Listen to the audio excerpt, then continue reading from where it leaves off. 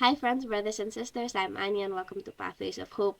Today's gospel comes from the Gospel of Luke, chapter 11, verses 27 to 28. And it's a short interaction between Jesus and a woman. A woman calls out to Jesus from a crowd and says, "Blessed is the womb that carried you and the breasts at which you nursed."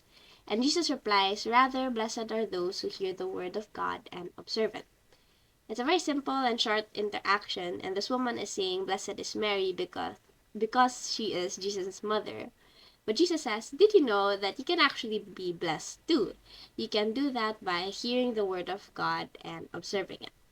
When I was reflecting on this gospel today, I was reminded of this Hebrew word, Shema, and it means to hear, or better, to listen. And this is the word that Jesus uses in our gospel today. He says to Shema, the word of God, to hear it and to observe it. Shema can also mean to pay attention or to focus on. So that's what Jesus is also calling us to do, not to just hear the gospel or the word of God with our ears, but to really to pay attention to it and to focus on it, to use our minds to really focus on it, not just our ears. Shema can also mean responding to what you hear. So it's not just hearing, but also responding to it. An example is if your parent or your spouse asks you if you can wash the dishes and you go do it. That's Shema. You hear what's being asked and you do it. You hear it and you observe it, or you listen to it and you obey it. This is why in Matthew chapter 13, verse 13, Jesus explains why he speaks in parables, and he says, "Though seeing they do not see, though hearing they do not hear or understand. Though they hear with their ears, they do not shema."